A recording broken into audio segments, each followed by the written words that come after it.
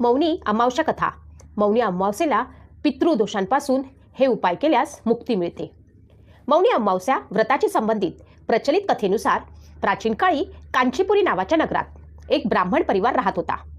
पती पत्नी दोघेही धर्मात्मा होते आणि शास्त्र धर्माने आपली गृहस्थी चालवत होते. पतीचे नाव देवस्वामी आणि पत्नीचे नाव धनवती होते. त्यांना 7 मुलगे आणि एकच मुलगी होती. तिचे नाव गुणवती होते. गुणवती आता मोठी झाली होती. ती विवाहयोग्य झाली होती. धनवतीने देवस्वामीला सांगितले, आता मुलीच्या लग्नासाठी वर शोधायला हवा. ब्राह्मणाने आपल्या धाकट्या मुलाला बोलावले आणि गुणवतीची कुंडली त्याला दिली आणि सांगितले, ज्योतिषाकडून गुणवतीची कुंडली दाखवून घे, ज्यामुळे गुणवतीच्या लग्नाची बोलणी पुढे जाऊ शकतील. ज्योतिषाला मुलीची कुंडली दाखवली तेव्हा त्याने सांगितले की मुलगी लग्न होताच विधवा होईल. ज्योतिषीची ही बातमी जेव्हा ब्राह्मण कुटुंबाला कळाली तेव्हा ते खूप दुःखी झाले आणि त्याचा उपाय विचारला. तेव्हा ज्योतिषी म्हणाले, हे ब्राह्मणा, सिंहल द्वीपात सोमाधोबीन नावाची एक पतिव्रता स्त्री राहते. जर लग्नापूर्वी सोवा तुमच्या घरी येऊन पूजन करेल आणि तुम्हाला आशीर्वाद देईल तर हा दोष दूर होईल. ब्राह्मणाने आपली मुलगी गुणवती आपल्या धाकट्या मुलासोबत सिंहल द्वीपला पाठवली. दोन्ही भाऊ बहीण समुद्रकिनारी पोहोचून त्याला पार करण्याचा विचार करू लागले. जेव्हा समुद्र पार करण्याचा कोणताही मार्ग सापडला नाही तेव्हा दोघेही भूक आणि तहानेने एका पिंपळाच्या झाडाखाली विश्रांती घेण्यासाठी गेले. त्या झाडावर गिधाडाचं कुटुंब राहत होतं.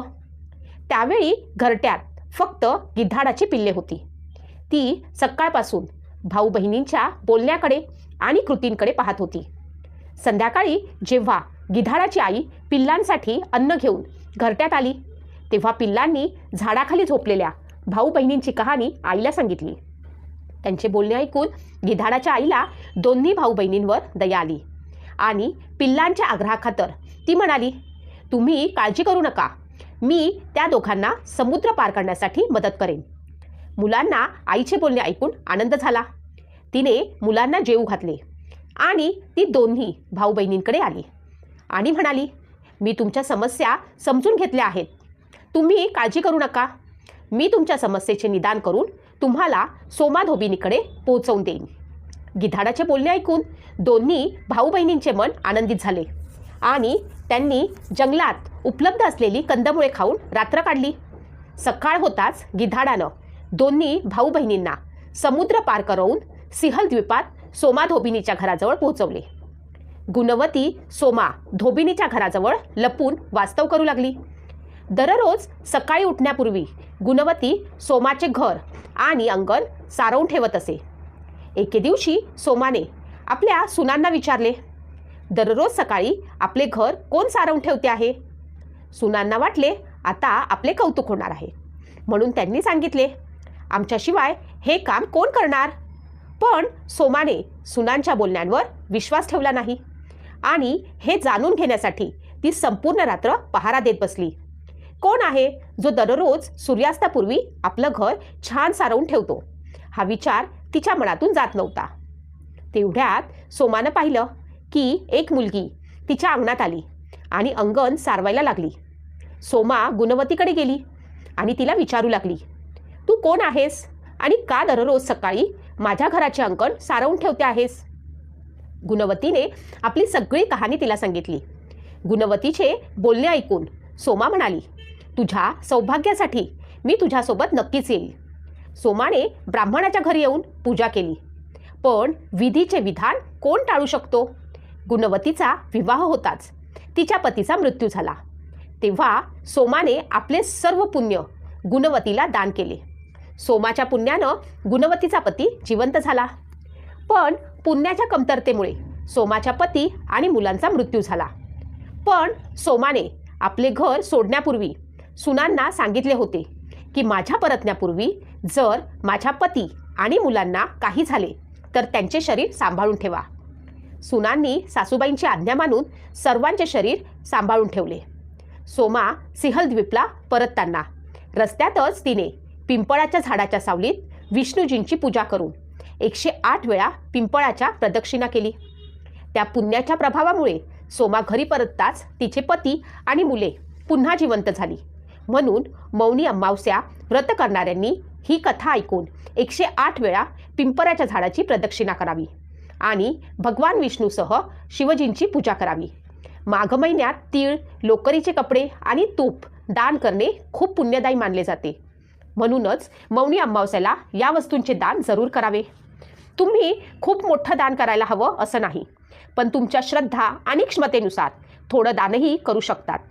यामुळे भगवान शिव प्रसन्न होतात आणि व्यक्तीला मृत्यूनंतर मोक्षप्राप्ती होते. तसेच त्या व्यक्तीला मुनिपद प्राप्त होते अशीही मान्यता आहे. असेही म्हणतात की मौनी अमावस्येच्या दिवशी मानवांना पृथ्वीवर आणणारे पहिले मनुष्य मनु ऋषींचा जन्म झाला होता. मनु ऋषींच्या नावावरूनच या व्रताला मौनी अमावस्या हे नाव पडलं. मौनी अमावस्याची सर्वात मोठी गोष्ट म्हणजे ती माघ कृष्ण चतुर्दशीच्या दुसऱ्या दिवशी येते. माघ कृष्ण चतुर्दशीला शंभो शंकरांचा विवाह माता पार्वतीशी ठरला होता आणि दुसऱ्या दिवशी मुनी आणि देवतांनी शंभो शंकरांची साधना करून त्याची उपासना केली होती. भगवान विष्णूने देवी पार्वतीचे भाऊ बनून त्यांच्या लग्नाच्या कार्यक्रमात सहभाग घेतला होता. या सर्वांमध्ये मौनी अमावस्याची एक वेगळी कथा आहे. त्यानुसार समुद्र मंथनाच्या वेळी जेव्हा अमृत असुर कलश घेऊन पळत होते, तेव्हा त्याच दिवशी अमृत कलशातील काही थेंब प्रयागासह अनेक ठिकाणी पडले. म्हणूनच मौनी अमावस्याला प्रयागासह इतर तीर्थक्षेत्रांमध्ये स्नान करून दानपुण्य केल्याने अनेक पटींनी लाभ होतो असे म्हणतात. यंदा मौनी अमावस्याला सूर्य, बुध आणि चंद्र मकर राशीत असल्यामुळे त्रिवेणी योग तयार होईल. तसेच यासोबत गुरुची 9वी दृष्टी या सर्वांवर असणार आहे. शुक्र मीन राशीत असल्यानं मालव्य राजयोग तयार होईल. श्रवण नक्षत्राचा शुभ संयोग जुळून आला आहे. तसेच बुधादित्य राजयोग देखील तयार होईल. 29 जानेवारी 2025ला अमावस्या तिथी ब्रह्ममुहूर्त सकाळी 5:30 ते 6:22 असेल. 29 जानेवारी अमावस्या तिथी लाभ चौघडिया सकाळी 7:10 सुरू होईल. अमृत चौघडिया सकाळी 8:31 ते 9:52 असेल. शुभ चौघडिया सकाळी 11:13 ते दुपारी 12:34 राहील. मौनी अमावस्येला सकाळी 5:30 ते 6:22 स्नान करण्याची उत्तम वेळ आहे. या काळात स्नान केल्यानं देवांचा आशीर्वाद प्राप्त होईल. शास्त्रानुसार हा ब्रह्ममुहूर्त मानण्यात आला आहे. या काळात कोणतेही काम केल्यास तुम्हाला शुभ फल प्राप्त होईल. प्रत्येक महिन्यातील कृष्ण पक्षातील चतुर्थी तिथीनंतर अमावस्या तिथी असते. ही तिथी पूर्वजांना समर्पित करण्यात आली आहे. धार्मिक मान्यतेनुसार या दिवशी स्नान, दान किंवा पितृतर्पण केल्यानं पितरांना मोक्ष प्राप्त होतो. त्यामुळे या दिवसाचे महत्त्व अधिक वाढते. असे म्हटले जाते की मौनी अमावस्याला पूर्वज आपल्या वंशजांना भेटण्यासाठी पृथ्वीवर येतात. अशा वेळी त्यांच्या नावानं केलेले दान माणसाला अनेक पटींनी लाभ देते.